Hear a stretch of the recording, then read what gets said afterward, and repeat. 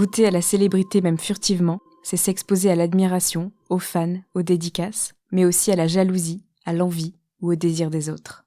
Ce que Didier n'avait vraiment pas prévu, c'était que celui qui lui en voudrait le plus pour son succès soudain serait un certain Dark Vador. Vous écoutez le 126e épisode de Transfert, une histoire courte produite et réalisée par Slate.fr. En 2007, je suis comédien et scénariste d'une web-série, même si c'était pas vraiment une web-série à l'époque. On faisait ça pour une chaîne de télé qui était sur les box à l'époque, donc qui s'appelait No Life. Mais cette série a eu un gros succès sur le web et on est la première web-série qui a marché en France. Et on rencontre un succès totalement inattendu pour nous, même si c'est pas le succès d'une série de TF1, ça reste un secteur de niche, les geeks, mais le succès est là. Du coup, un éditeur DVD nous contacte pour sortir à notre première saison en DVD. Et pour faire la promo, on fait des séances de dédicaces dans les Fnac, dans les conventions un peu de geek, donc les conventions de jeux vidéo, les conventions de manga, parce que c'est un secteur de niche, il n'y a pas vraiment grand monde, mais en même temps, c'est des gens qui sont très motivés et qui vont se déplacer et qui vont acheter parce qu'ils se sentent comme nous et ils pensent qu'on les représente. Donc vraiment, quand on fait une dédicace à la Fnac, la première, on pensait qu'on n'aurait personne et on a 200 personnes. Donc le mec de la Fnac qui nous invite, il a une promotion dans la semaine. Du coup, il est muté dans une autre Fnac et il à la Fnac des Halles et il réorganise une séance de dédicace avec nous parce que ça marche de ouf. Parce que même si ça paraît pas énorme, mais quand tu fais une séance de dédicace dans une Fnac et que tu vends 200 DVD, à une époque où le DVD se casse la gueule, et du coup, 200 DVD en une heure, tu passes numéro 1 des ventes Fnac en France. Et du coup, t'es dans toutes les Fnac, t'es affiché comme étant numéro 1 des ventes. Donc ça fait revendre et du coup voilà, c'est des queues interminables. Enfin nous on dédicace pendant 4-5 heures parce que le public s'est déplacé pour nous et que du coup on veut pas abandonner personne derrière, donc on continue. En novembre 2008, on fait une convention qui s'appelle le TGS, le Toulouse Game Show, donc à Toulouse, et qui est peut-être une des meilleures conventions de France parce que fait par des passionnés. Et où du coup c'est pas comme certaines conventions parisiennes où c'est quand même beaucoup pour l'argent avec plein de boutiques qui vendent des objets pirates, des choses. Voilà, ça c'est une vraie convention faite par des fans pour des fans, assez, on va dire entre petites et moyennes, mais avec des grands invités internationaux. Chaque année, voilà, ils invitent des artistes, il y a des musiciens. Il y a des auteurs de BD, il y a des créateurs de jeux vidéo, il y a des acteurs français de web-séries, et il y a des acteurs internationaux chaque année. Et donc cette année-là, il y a John Rhys Davies qui jouait Gimli dans Le Seigneur des Anneaux, et il y a David Prowse qui jouait Dark Vador dans les films Star Wars. Et nous, on était là, on s'attendait pas à grand-chose, c'était une de nos premières conventions. On avait eu quelques petits succès comme ça à la Fnac à Paris, mais c'était la première fois qu'on se déplaçait en province. L'organisateur nous connaissait pas vraiment, c'est quelqu'un de son staff qui lui avait dit de nous inviter. Voilà, on se retrouve à dédicacer nos DVD. Et juste à côté, il y a Dark Vador qui dédicace ses photos.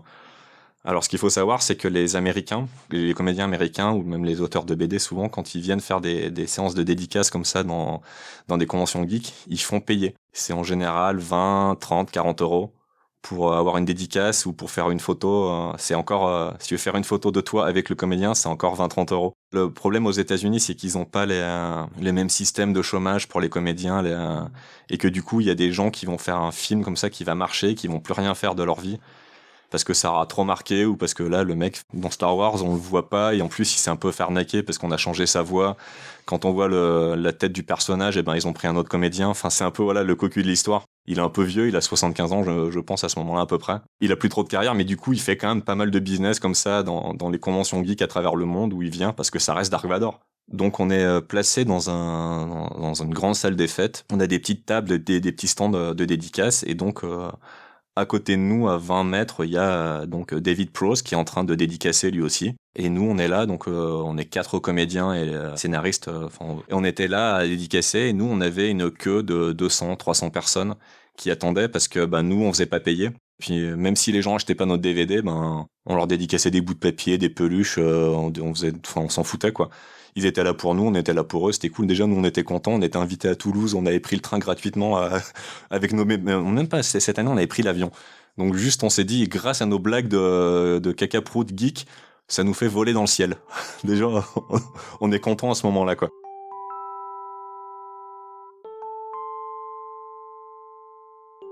On commence à dédicacer. sauf qu'on voit la sécurité qui vient et qui nous demande de partir. Et on comprend pas pourquoi. Et donc on essaie de se défendre. On s'engueule pas avec la sécurité parce que, ils font leur taf et que des gens comprennent pas, mais on finit par comprendre. On nous dit que donc David Prowse, Dark Vador, a appelé la sécurité pour dire que la queue des gens qui étaient là pour une dédicace de Nerds, en fait, empêchait les gens de le voir ou empêchait les fans de Star Wars de venir le voir et du coup d'avoir une dédicace de Dark Vador. L'organisation nous demande de partir et nous dit on va vous placer à un autre endroit dans une autre salle. Donc sur le moment, on est un peu dégoûté, mais en même temps, on se dit putain, on vient de se faire dénoncer par Dark Vador. C'est quand même cool. En tant que gros geek, voilà, c'est le méchant ultime du cinéma et le méchant ultime du cinéma vient de nous dénoncer. Il est contre nous, donc on est un peu les gentils, on est les Jedi de l'histoire, quoi. Le petit truc drôle, mais qui est très américain aussi, c'est que donc John Rhys Davies, donc le Gimli du Seigneur des Anneaux, où il a fait aussi le personnage de Salah dans tous les Indiana Jones. Il était là aussi. On l'avait encore pas croisé, mais il a entendu tout ce qui s'est passé. Et il est venu et commence à nous taper dans le dos en disant « Je suis désolé de ce qui se passe, je suis désolé de ce que mon collègue a fait, il aurait pas dû faire ça. En plus, vous avez l'air vraiment géniaux, ce que vous faites, c'est vraiment excellent. » Comme s'il avait regardé nos DVD, comme s'il nous avait vus alors qu'on passait sur une petite chaîne sur la Freebox. Comme s'il pouvait l'avoir, lui, à Londres, mais non. En tout cas, ça restait sympa de sa part. Et du coup, on lui a offert un DVD, on lui a serré la main. On était très contents aussi que Gimli vienne nous voir pour nous encourager à continuer, qu'on se sente pas vexé de l'affront que nous avait fait Dark Vador.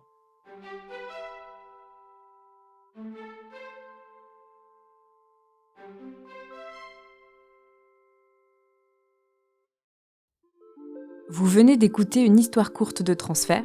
Cet épisode a été produit et réalisé par Slate.fr sous la direction de Christophe Caron, Benjamin Septem-Ours et Sarah Koskiewicz avec Aurélie Rodriguez et Guillaume Assal.